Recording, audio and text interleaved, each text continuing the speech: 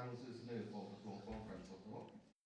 กองประชุมผันขยายการโอนถ่ายสำเนาสัมมโนครัวเป็นเอกสารข้อมูลอิเล็กทรอนิกส์แขวงไซสมบูรณ์ได้จัดขึ้นในระหว่างวันที่ 18 พฤศจิกายน ถึงวันที่ 1 ธันวาคม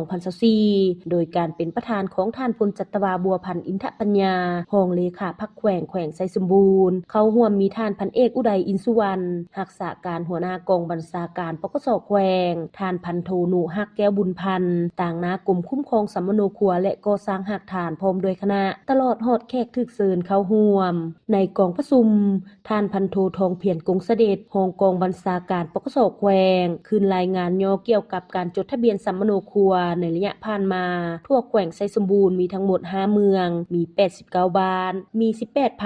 18,458 ครอบครัวมีพลเมืองทั้งหมด 111,739 คนหญิง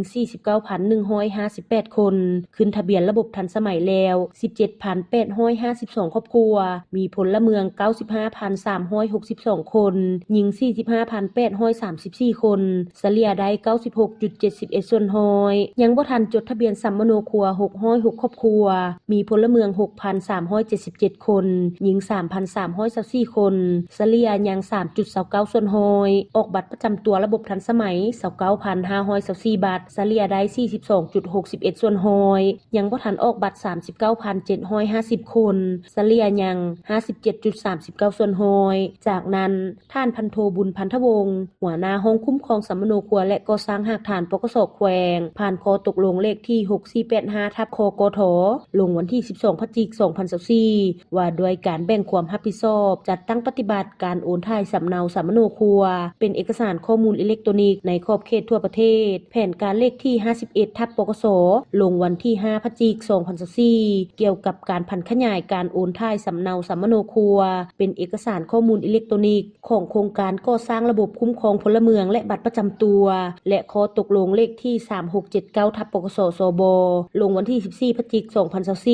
2024ว่าด้วยการแบ่งความรับผิดชอบจัดตั้งปฏิบัติการโอนถ่ายสำเนาสัมมโนครัวเป็นเอกสารข้อมูลอิเล็กทรอนิกส์ในขอบเขตทั่วแขวงไซสมบูรณ์โอกาสเดียวกัน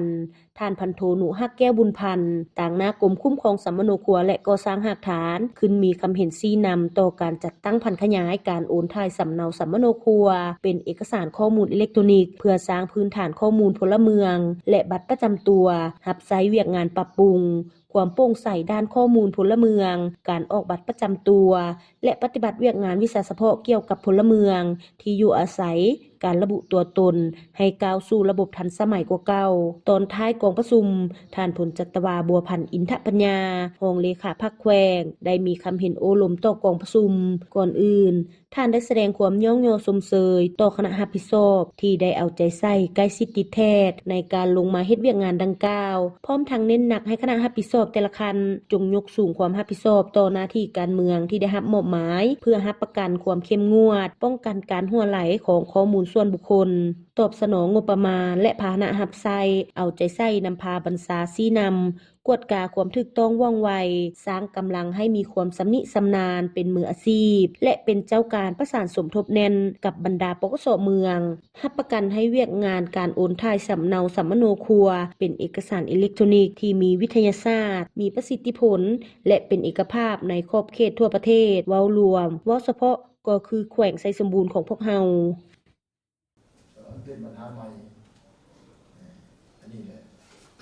ที่การเมืองเพิ่มขึ้นขอให้บรรดาสหสิทธิ์ต่อจัดตั้งปฏิบัติสุดท้ายไว้พรใส่ยังสาย